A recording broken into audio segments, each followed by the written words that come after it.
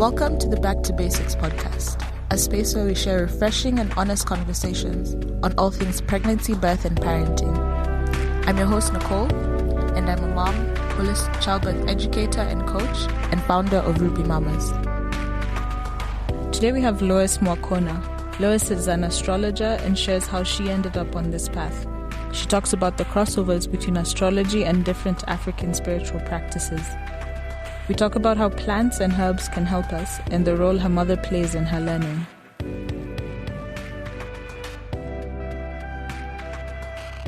My name is Loise Mwakuwona. So I'm still a student, but I'm finishing up in my course. I'm doing fashion design and marketing, and I'm an astrologer. Yeah. Okay, cool. So is astrology like your job, or it's something you're learning to do?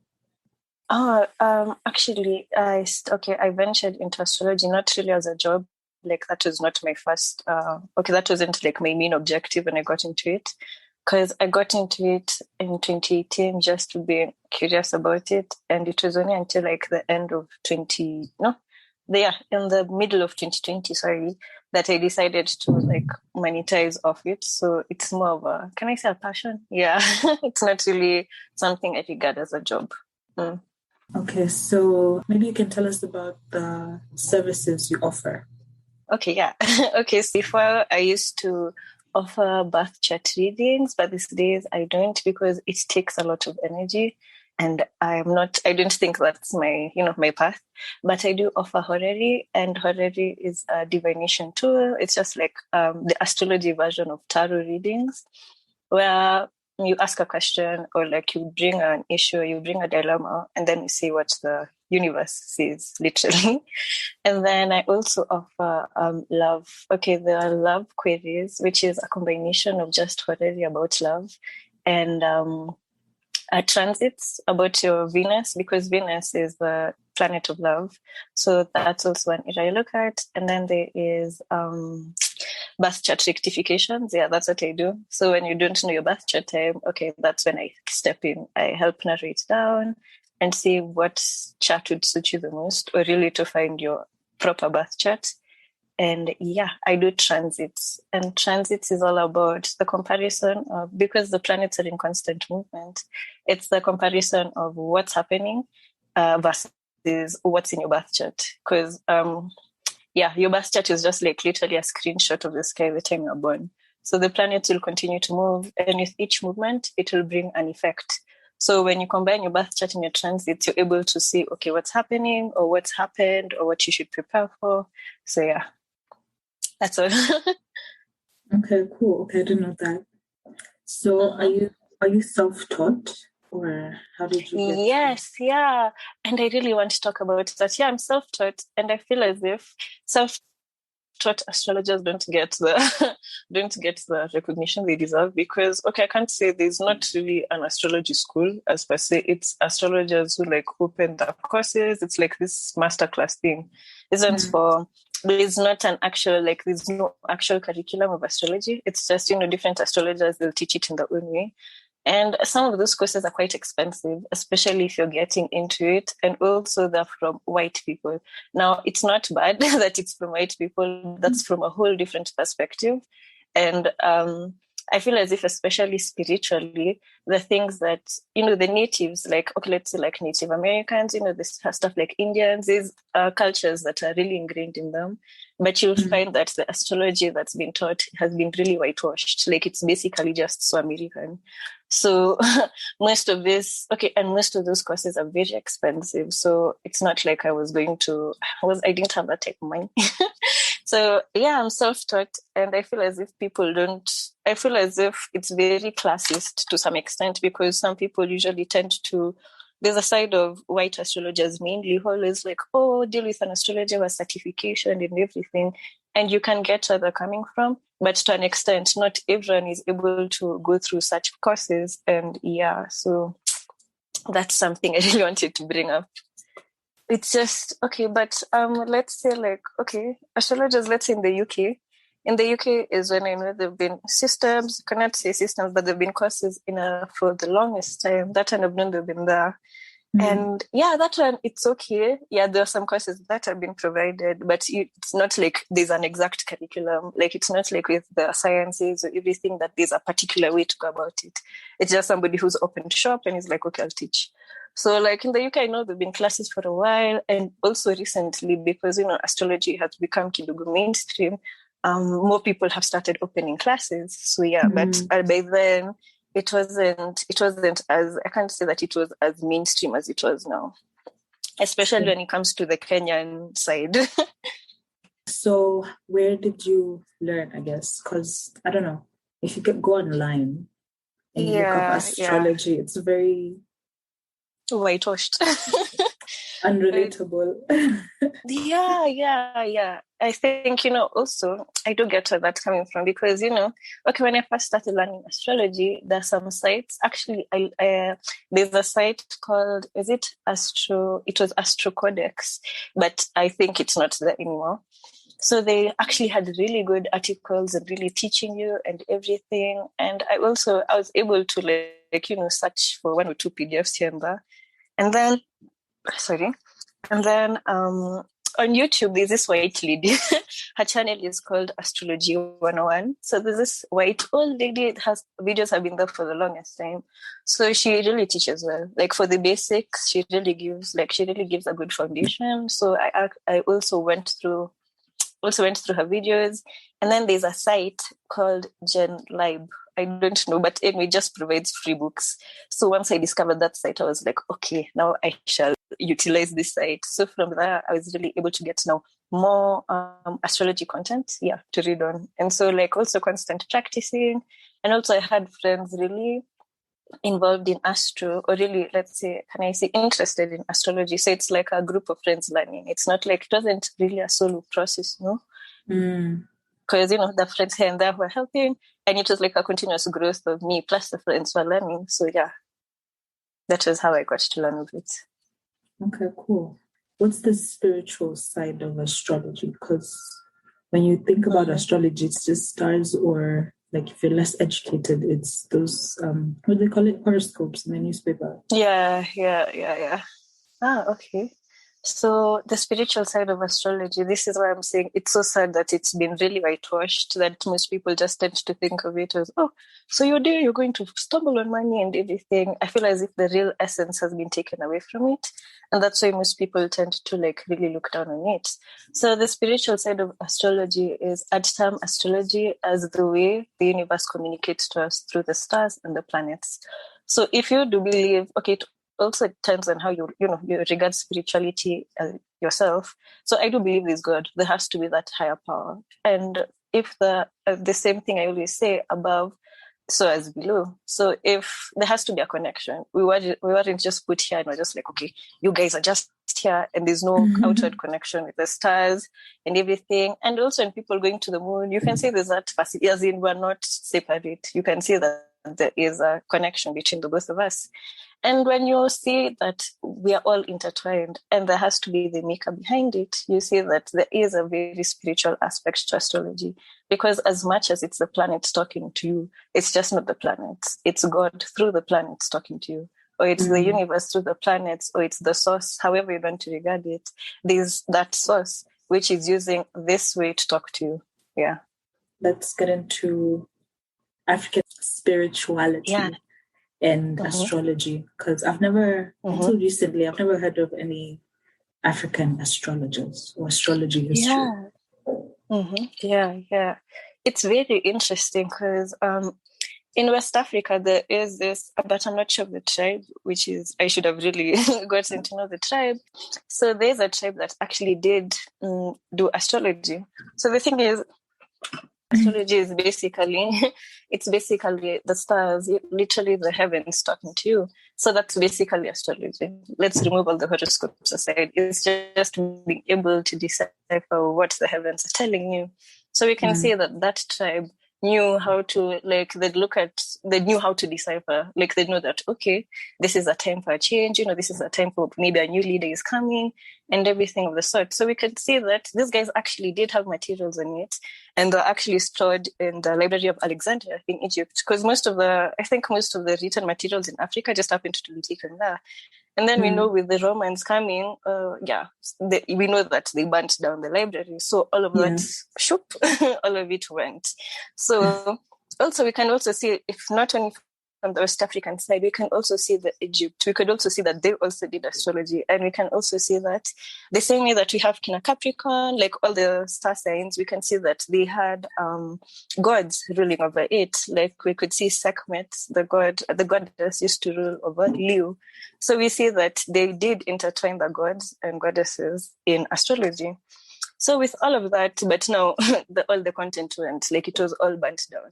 And then the same guys who came and burnt down the library now go and spread astrology to, the Roman side, the Greece side. So we can see there's a Mesopotamic astrology. We can see there's the Greco-Roman astrology. Another interesting thing is also the Arabs also did practice astrology, and it was really intense. Like it's the good thing, they still have that documentation.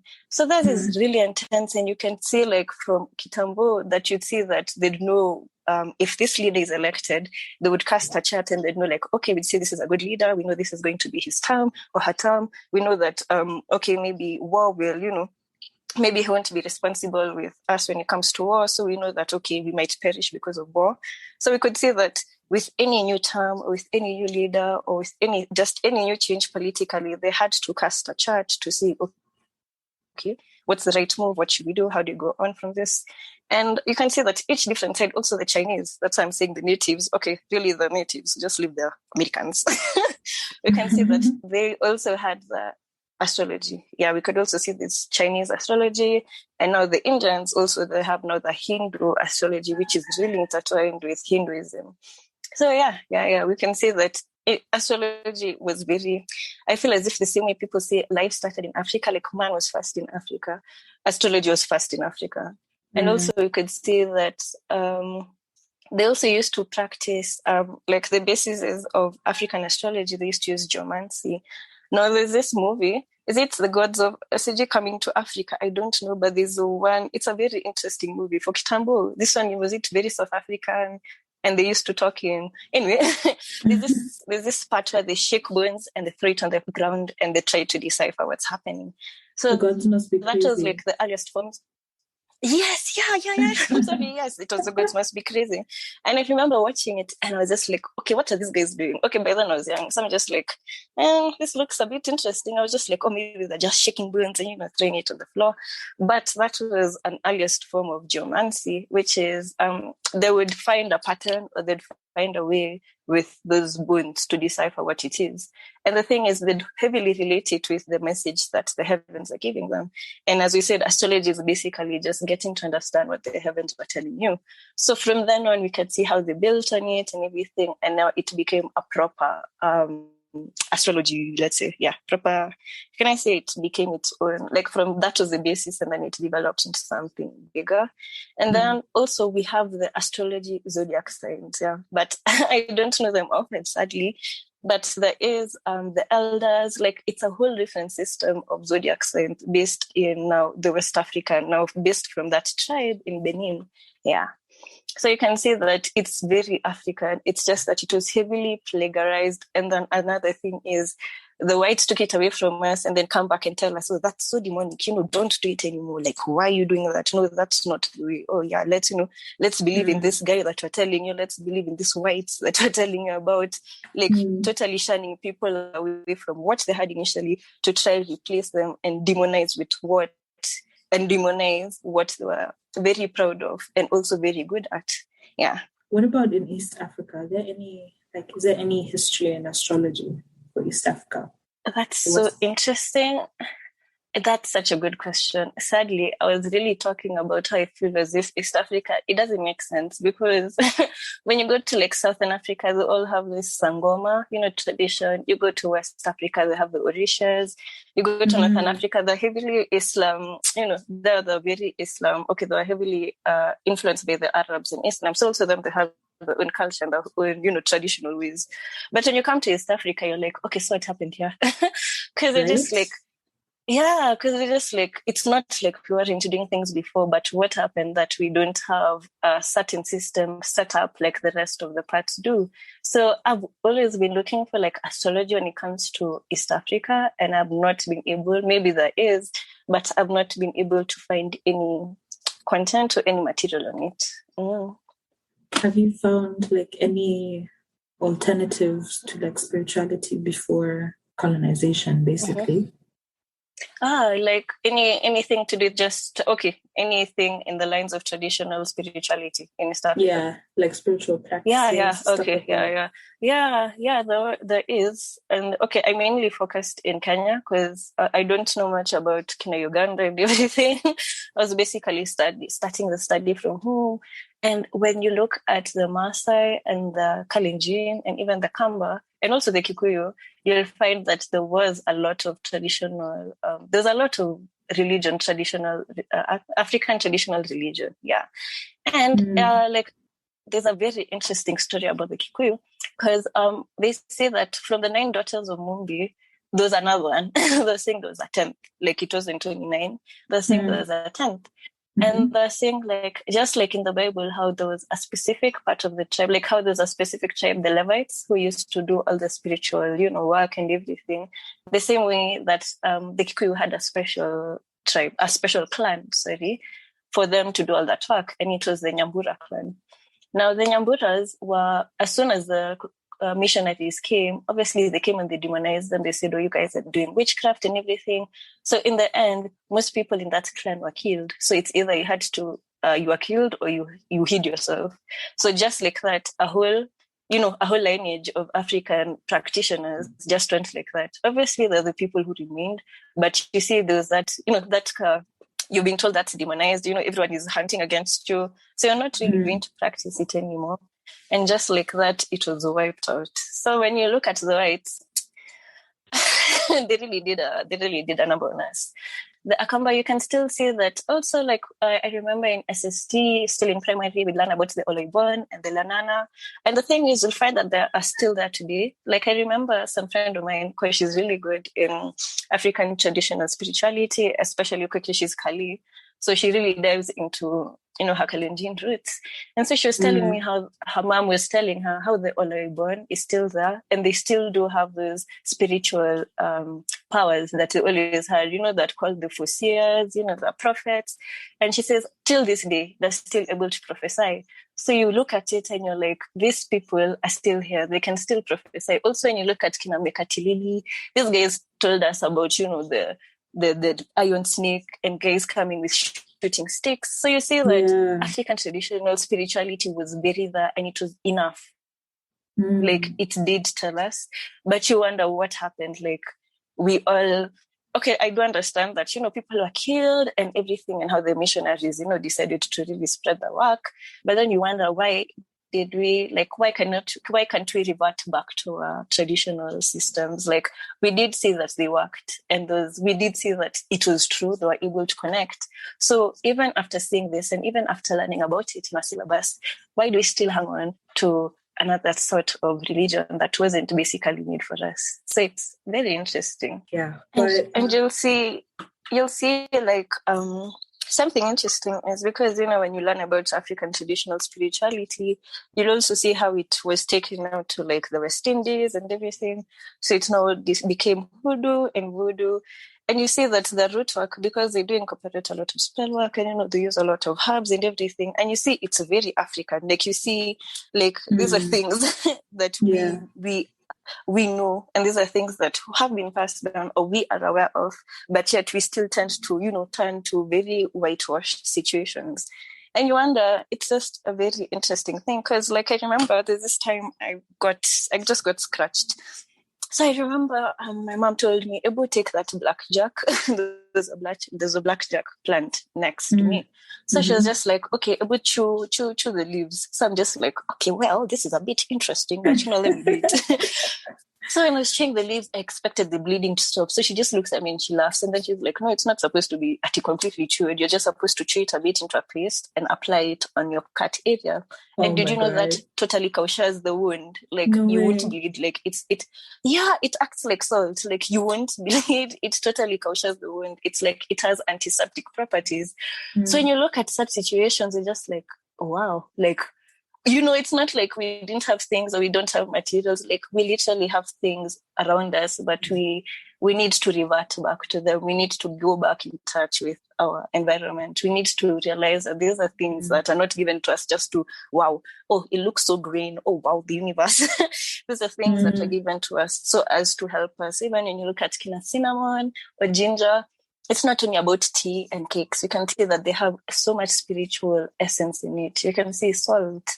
Like, I remember whenever somebody would come and maybe there were bad vibes, I'd see my mom really pouring salt around. So I'm just like, ma'am, what's happening? This one's for, And you'd see that in her, it was ingrained in her traditionally that, salt will ward off evil spirits, or it will really make them uncomfortable. And it's interesting because even when you put salt around your house, you'll see that Safarians also don't like salt. Like they won't come into contact with salt. Like that is also another way you can make sure that they, like if you're in a place with Safarians, if you put salt, they'll just disappear.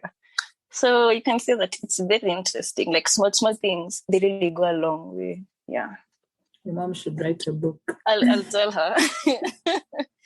Wait, quick question. Where are you guys from? Like what tribe? Okay, I am Taita and Kikuyu, but my mom, she is my step and she's Kamba, and she's very, very, can I say, I feel as if Kambas also have a lot of tradition passed down onto them, like where she was born.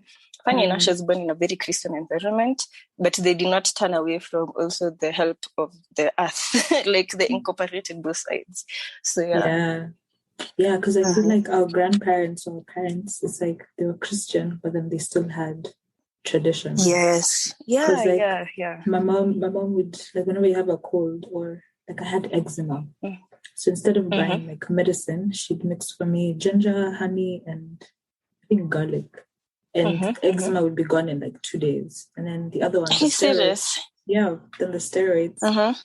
Like I put and take like a week, and then the second I put, it's back. But now with the honey, it goes and it's gone. Yeah, and even with herbs, because I just found out about vaginal steaming a few years ago. Yeah. And I was like, oh wow, this is like, did I think it was white? I don't know. I didn't think it was like Kenyan. But then I brought it to my mom. She's like, her dad used to make them steam like faces, whatever. Like if you couldn't reach it, they steam it. That's interesting. Right? So I just started and it's been, oh my God, like that's wonderful. Wow. You just like, oh yeah. Yeah, I totally get. Like there's this, I don't know, but I'll have to get the name of this plant. The thing is, like where I've been, like the way she's raised me, the thing is, it's not like you're told the scientific name, you're just told that plant. So there's a very interesting leaf. Okay, if I do find it, I will tell you. But it's very interesting. It smells bad. It smells absolutely bad. But you have to boil it in water, or you have to leave it in water. You first boil it and you leave it in water like for a day, like in that boiled water. So it smells bad in the end. It smells awful. But let me tell you, if you have a headache and you drink it, it's gone. Also, when you use it on your hair, it really, if you have scalp irritations, it really like lowers it down. Like you'll feel, okay, wow, it stopped irritating. So you'll see like, oh my gosh, wow. Then so, okay.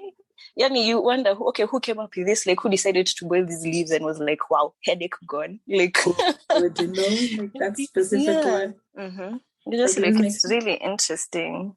Right? It just shows you that these plants, like they're communicating with you. Like, yes, for you to just pick that particular plant and use it for this thing. That's such an interesting point of view, because I've always asked myself, how do these herbal doctors know how to, which plants to use? And that's very interesting that you brought it out, that, plants communicating. That's that's really brought a lot of perspective. Wow, that's like a light bulb moment. Right. It hit me last year, and then I don't know what I was reading, and then they were like, just walk around your neighborhood and you'll find herbs that you'll need. Like you'll just find a herb and then it turns out that you need it. Like these things just grow around you. So I just decided one day to just go walk around. And then I found, what did I find? I found plantain, coffee, oregano, holy basil, all these I love these herbs. Yeah. And eucalyptus as well. Oh, eucalyptus. Oh. That one, it does wonders. God really went off with that plant. Eucalyptus is where it has a lot of healing properties. Do you use it in like spiritual practices? Yeah. Eucalyptus. Okay, mainly in because I do candle work, because also I found candle work, I found it interesting. You know, the people who venture into different types of workings. And I found that candle workings are what suits me. And like with the candle workings, you'll see like these herbs, like cinnamon is for good luck, or, you know, to signify love. And honey is like, you know, to stick things together. Let's say you're trying to attract money, or you're trying to attract, you know, good fortune and everything. You'll see in the candle working, you're advised to use honey because it literally, it's sticky. You see, it attracts. And so stuff like basil is for purification. Oregano also, I've forgotten its exact, you know, but they usually have multiple uses. Stuff like mint is also for purification and also protection. And then you have ginger, which is for protection. You have chili, which you can use now when you're on the bad side, not on the bad side, but you're on the trying to get back at somebody's side. Or also, you know, to make things a bit hot, you know, a bit hard for them.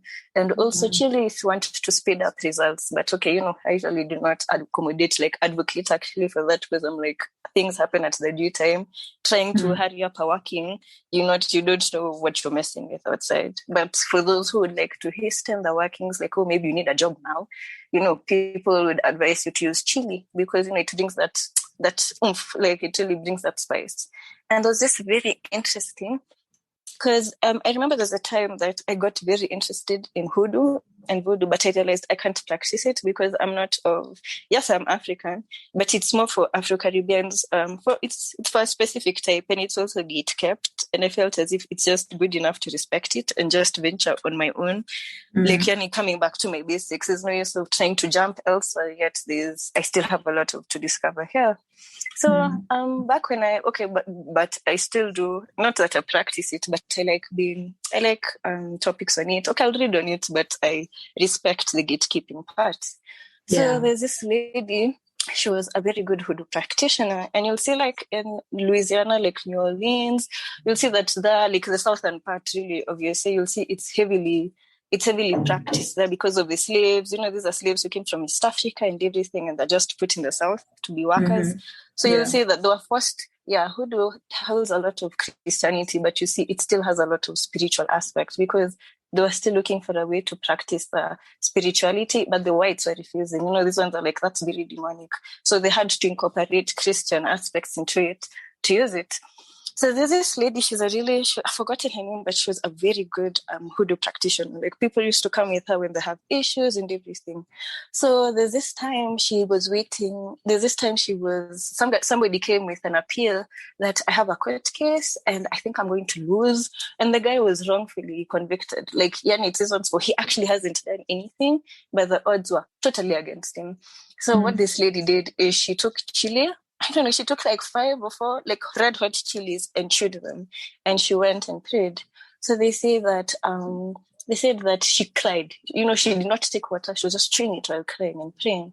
So they said that spirits tend to have mercy on those that are going through pain. And basically she was putting herself purposely through physical pain. And it's not like she was looking for water, like she chewed it.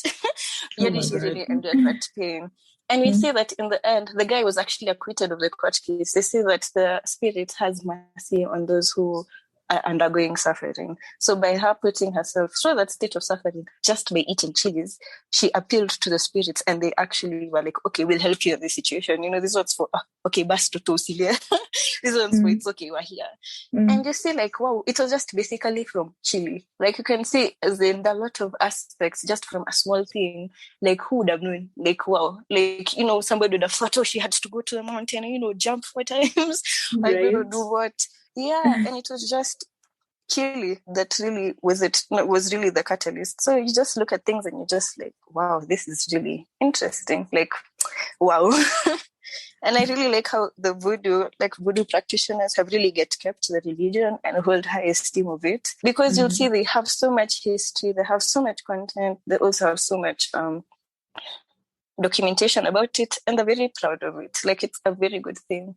And I feel as if it's something that people should really draw onto African traditional spirituality. Because even when guys make fun of witch doctors, I'm just like, bro, don't it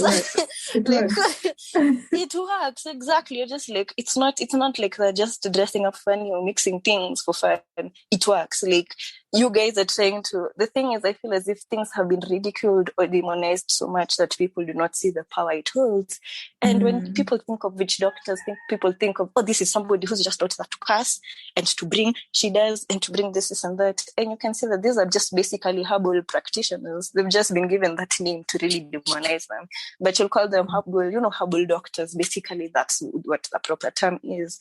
But you'll see the witch part was added just to be like, okay, you guys better stop, man. This is wrong. And you just look and you're just like, crazy. So you'd say like you're more of an astrologer than a witch. I don't know. Is that the right word to use? Yeah, that's very interesting. I feel as if I balance with both. Like, at points, I feel as if I use both. It's like a buffet. I'll serve a bit here and I'll serve a bit here. And also, it's a very interesting aspect because people say the Book of Psalms. That's why, the song for IT, I heard there was a secret chord that David sang and he pleased the Lord. And see the song, Psalms was written by David, yeah? And you'll see that people in Voodoo, you'll see that they use Psalms as spells. Like, you'll see that the reason why David was so able to really be loved by God is because he knew what to tell God. And they're saying that the Book of Psalms isn't just Psalms, rather, but it's a spell book. Like, I have a Book of Psalms that shows you different ways to use the Psalms, like using different ways to use it in your practices or in your root work or in your spell work and everything. And you'll see that these things work. Like, you'll see it's not new, as in it's very interesting. Like, you're just like, wow. So I feel like it's a buffet. I'll dip a bit from astrology. I'll dip a bit from, that sound side. I wouldn't say the Christian side because I feel as if I stopped being a Christian a really long time ago. And also I'll dip on the African, I'd say I'm more into I'm practicing African spirituality. So no, again, back to the African spirituality. So I feel as if I'm not more than the other of each. I just use all of them to make me or to help me. Yeah. So do you dip into your mom's traditions, or is it spiritual cultures? Yeah. Like when you're doing your work? Yeah. Most definitely. Because I feel as if she's actually the one who's taught me a lot of what these herbs for. Like, Yani, before I even got to know it, you're just like, she taught me. Like, it's not even these ones. You're just being told, oh, do this or do that. And you're just like, okay, I'll do it. But looking at it now, I'm also not sure that, because she's a very spiritual woman. She does practice Christianity, but she does not practice it she practices more on a faith level. She does ones for, I like how she says that, when God put you here, there's no other person more divine than you. So why would you really have to go to a specific pastor to continuously pray for you? God, or continuously, she's like, you do have the power. What is it that he or she was given that you weren't given? So I really like her approach towards Christianity, and I really respect the way she practices it. So in my own spell work, I really incorporate a lot of what she's taught me. And there's also the part where I had to dive into African spirituality myself now from the books I've been reading, and now just also know, like, okay, these are how people are, this is how different people are going about it.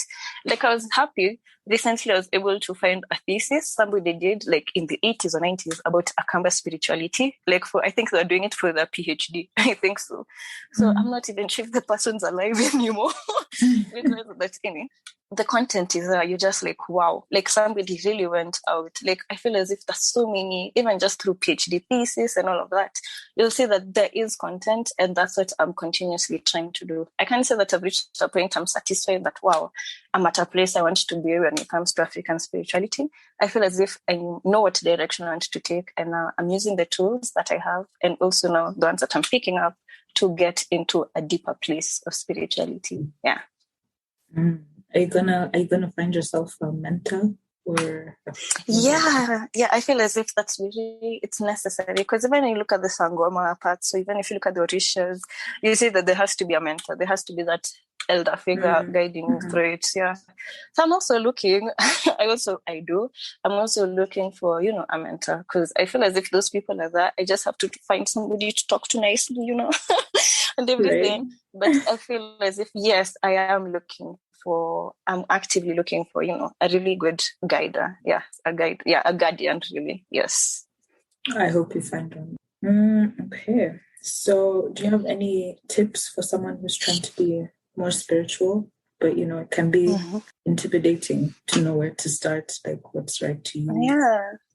I remember even when I was starting, I was like, okay, now where do I start? I was waiting for a starter pack. I'm like, where do I go? And all of this. But interestingly enough, I'd first tell somebody, identify with your origin. Like, I remember even when I was doing astrology, it reached a point, I was so angry because the books are even whitewashed. Like Neptune is a planet that represents deep intuition, deep dreams, very good psychic abilities. But if that energy is used well, it can result in manipulators, liars, thieves, and everything. Yeah. So I remember in a book where some white lady really said that Neptune represents the black people. Why? I think because we are thieves, rapists, and all of the sort. So you're saying, yeah. And this is a book that was published in the 80s, and it's been used widely by so many people. She does have a school. Like, she's one of the people who opened school. And by reading her, I was really like, I'm just like, okay, this is somebody well-known. Let me go and read the content. Yeah. Wow.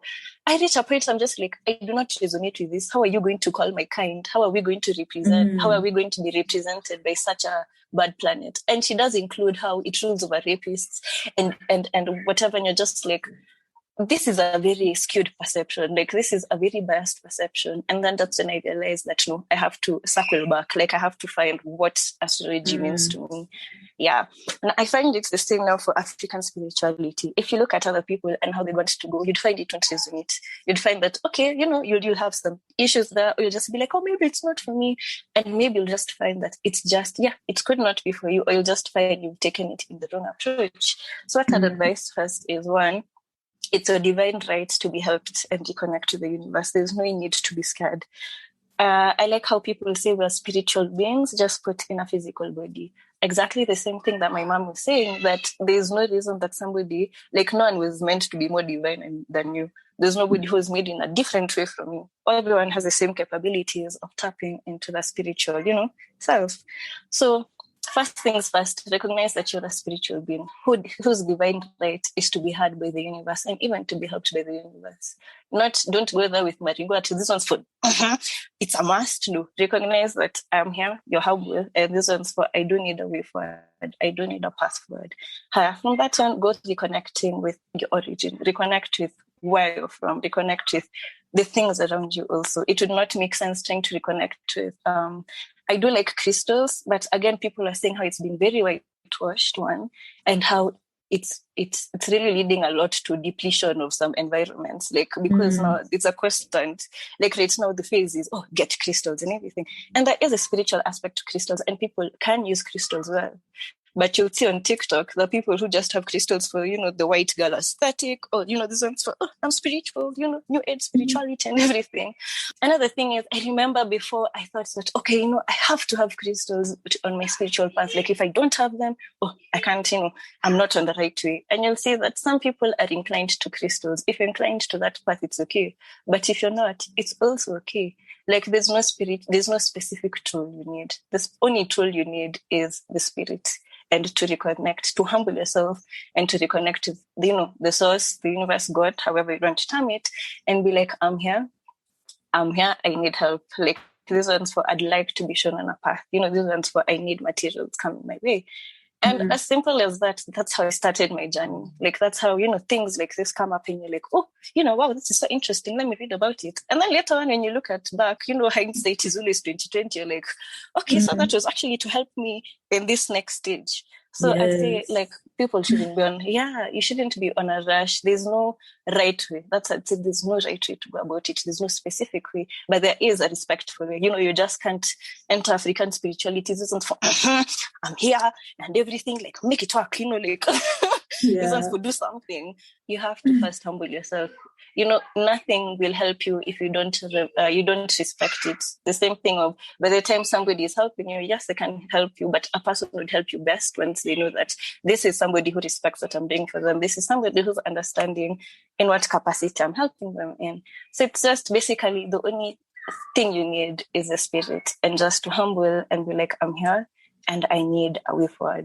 And while getting your way forward, reconnecting with where you're from. You can't go forward if you're not sure of where you're from. Like you're just, it won't make sense. Yeah. And also using the things around you. Just the thing you said, it was very beautiful. You took a walk around your neighborhood and you found, okay, this is here and this is here and I can really use this and this. And it's the same way, like where I am, there's mint, there's basil, you'll see there's the blackjack leaves. And also just researching, being like, okay, so what is in root work, how did these people use this and this? And also, okay, so you'll see like, oh, when I'm having a bad day, maybe like, should I take mint or should I take this and everything? So basically it's just, basically that, yeah. I remember in my path, just as I said, everyone is getting amethyst and everything. And I'm just like, oh my gosh, I have to get my monies up. Like, oh my gosh, I really have to get my money up and stuck on these things and everything. And later on, I realized that I'm most inclined to candle work. Like, if I had known what I wanted initially, which is I'm really good in candle work, then I would have known that, okay, maybe I shouldn't have rushed into crystals at first. Maybe I should have just gone into candle work. Yeah. And you mentioned something about root work. What's that? Mm-hmm. Root work is basically just using root work is the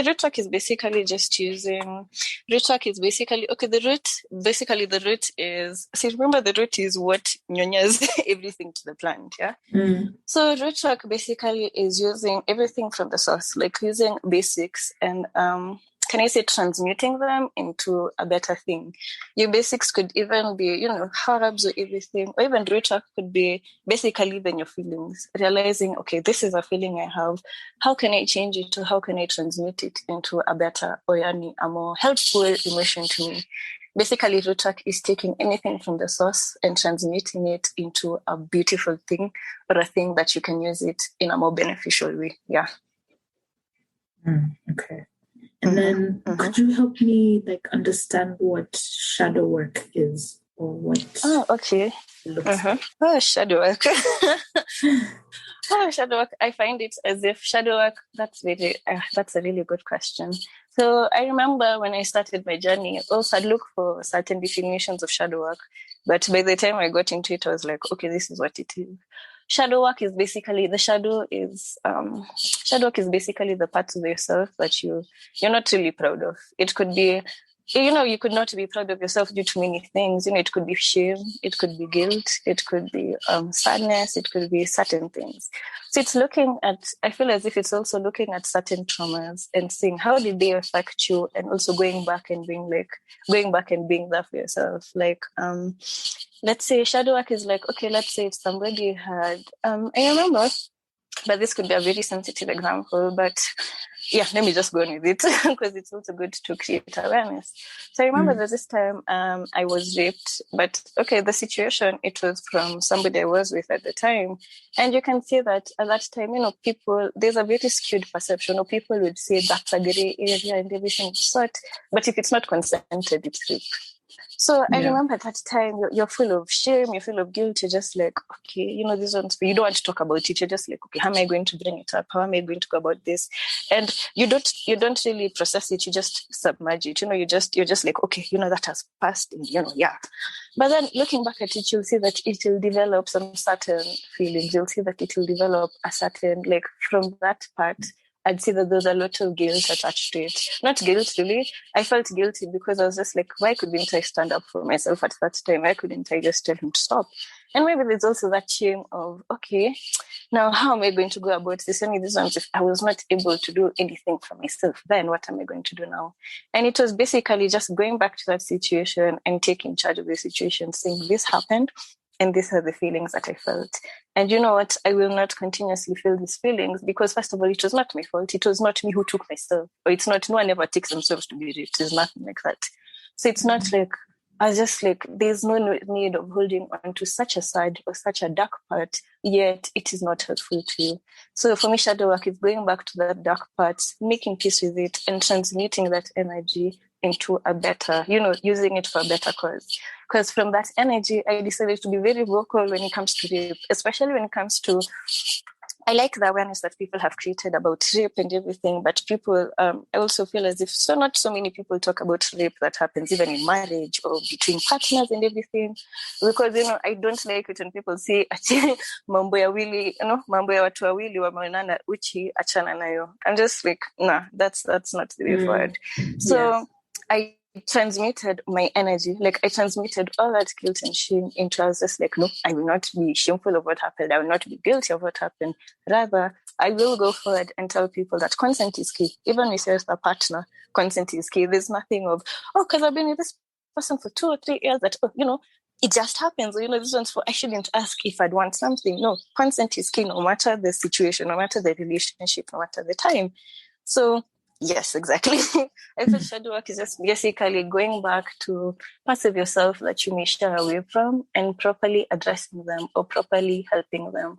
Going back to your traumatic side or going back to, sensitivities of yourself and going back and just being like taking care of yourself, taking care of everything that you've done, just going back and like undoing the wrong that was done, going back and bringing yourself from a darker place and bringing yourself into a good place.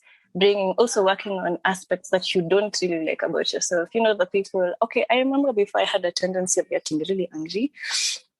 And most people, guys are just like, oh, that's just temper. That's everything. But you'll realize that that's not how a human should be. Holding on to anger, holding on to resentment, those are certain factors that you shouldn't be holding on to consciously, purposefully. Those are not things you should be holding on to. So I had to go back to myself and be like, yes, maybe this is doiwa, but then it's not beneficial. These are some things that have to be changed. Like you have to bring yourself out of that area. So shadow work is just bringing yourself out from that darkness and getting into a better area, getting into an area that you feel as if, okay, I feel I've transmuted this into a better energy. I've transmuted this into a better feeling. I've transmuted myself into a better place or to a better being. Yeah. How do you connect with your ancestors? Or how would that's really... Yeah.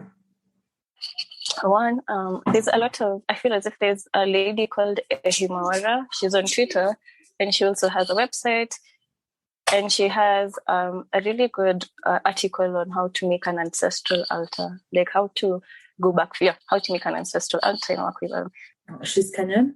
No, she's not Kenyan. She's from the States. She's African American, but she's really, I think she's Nigerian actually, not African American.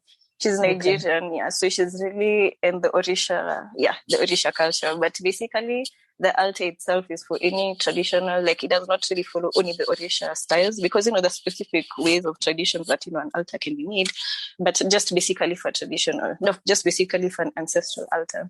But basically for working with an altar for ancestors, it's first of all acknowledging them. As I said, no one would want to work like Yani. No one would want to help if they know that you're not taking into account what they're doing. And ancestral work, first of all, you don't have to work with all of them. You can just identify a specific one. It could be a great-grandfather, it could be a grandmother, it could be this and that. And just pray, basically. And just be like, first of all, also pray that they've also had a safe transition, that from the passing, they're in a point that they can help. You also wouldn't want to be in a situation you're putting yourself in a very weird dynamic. Maybe they had their own issues and they haven't transitioned well, and you're bringing that note yourself. It's good to also, first of all, call on to people, first of all, of good nature. You don't need to work with a whole set. If you want to, you could. It's your own liking. But you can basically just identify one person. You can identify one person that you are really good with, so you feel as if this person is of good nature. Or if you're not able to, you could just literally pray.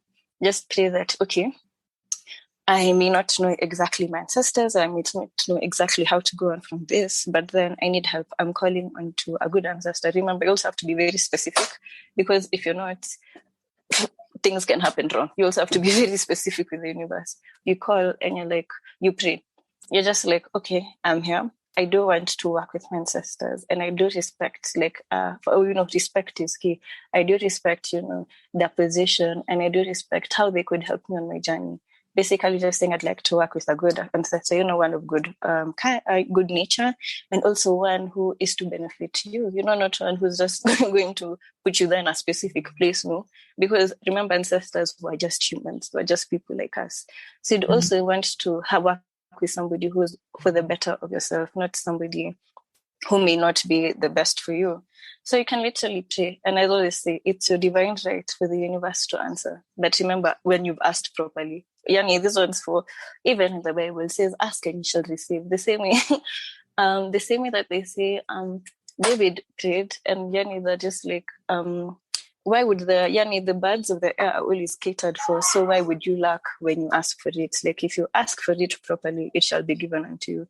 So that's the first thing. I do believe that you have to ask with respect. First of all, it is your divine right to get help. But also in that divine right, how do you approach it? You have to approach it in a very respectful way. And also to just leave space. You don't also have to rush it. You don't also have to feel there's no hurry with it. These are not things that happen in one day. There's some people it could happen in one day and they're just like, wow, I was able to work with this. And the other people it has to be a continuous process. So basically humbling yourself, opening yourself that it's your divine right, also calling on a proper ancestor of good nature, and, just having the continuous process, the continuous thing.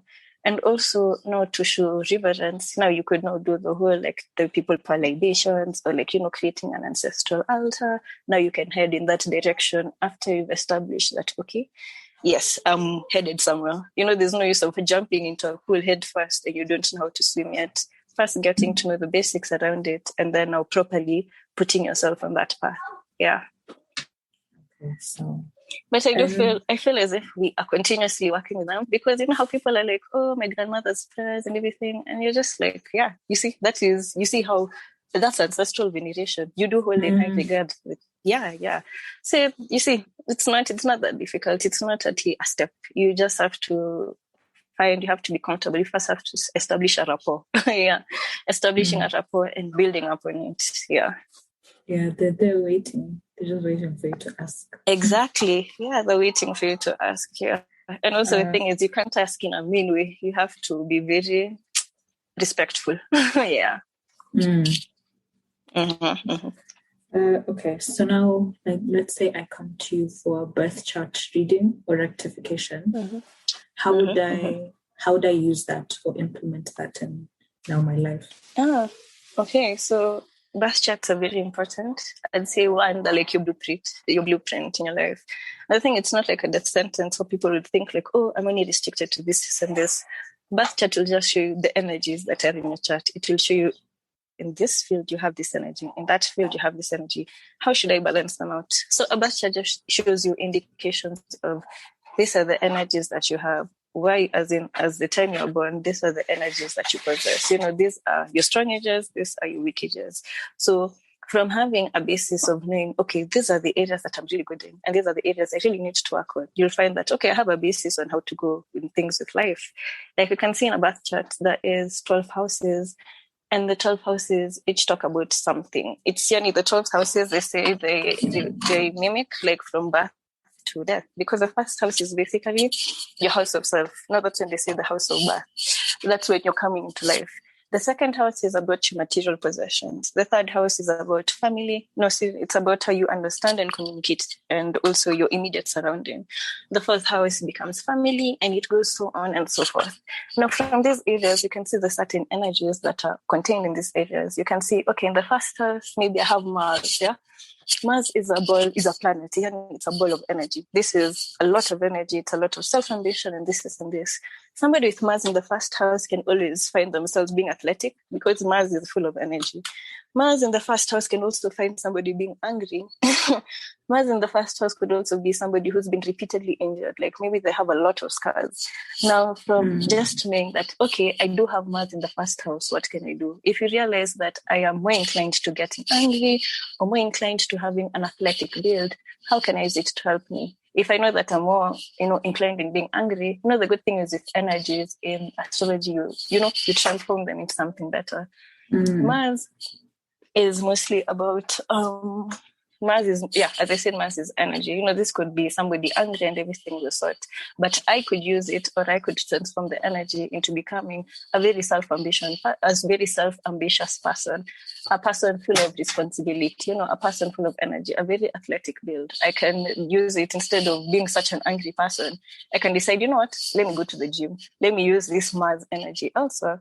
So birth charts are just to show you this is the energy you have, and if it's a problem, this is how we can go about it. Yeah, it's not really a death sentence that, oh, you're angry and that's it, and that's how it's always going to be. No, it's reasons for you have a tendency to be like this or like that. So how are we going to utilize this energy that's new? So yeah. Okay, so thank you. Do you have anything you want to add? No. I've just had a very beautiful session. Yeah. Right. I just need to find some herbalists or something. Yeah. Yeah, same. Herbalists around your area. Like I wish it was that easy. But yeah, same. I feel the same. Right. And then your mom. Yeah. I feel like you need to talk to your mom and just really get a hookup. Yeah, I really have to, because I remember I tell so many people, because there's so many situations she's come through with herbal, knowledge. I just I would tell her to write a book. Yeah, this one's for, she's very like, this one's for, you're getting all of this for free, like for real. Or tell her to teach a class. Yeah, I should. I'll really bring it up to her, because I'm seeing it's good that people are now. I feel as if right now people will revert back more into the origins, because even when you look at astrology wise, I feel as if mainstream religions, I think they're only going to be here for quite a while, especially Christianity. I feel as if the slander has only just begun. It will become worse. So I feel as if in the end people will revert to what they were before, the whole Christianity thing. So I think now you can link or mention anything, anyway you'd like people to contact you.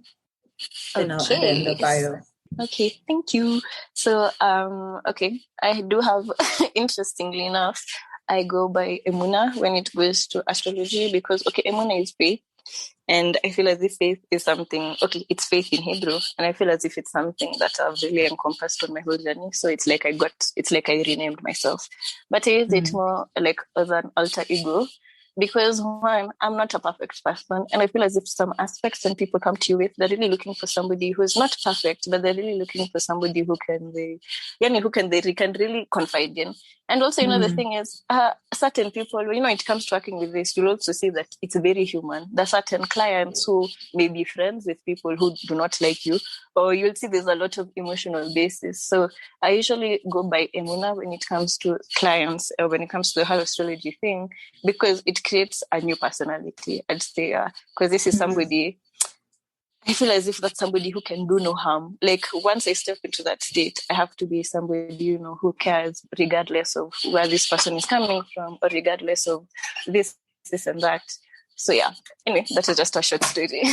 It takes a lot of faith, and it takes a lot also. It takes a lot. Also use it as a way to shield, because there's some things that somebody can come with and you're just like, wow, this one's for it can really eat up into you. So I decide not to take things personally, or I don't take them as my burden.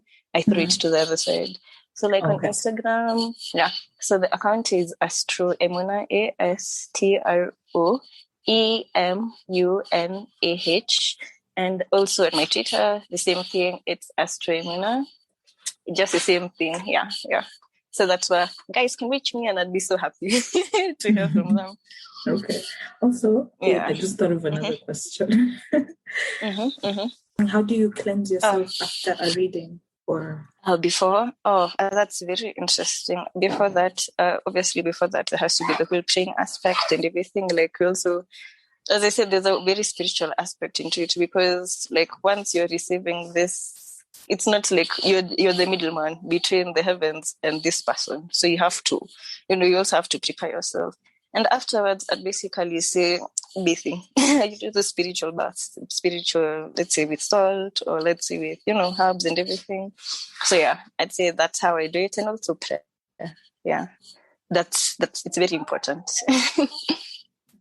Thank you so much for sharing. I'm glad to.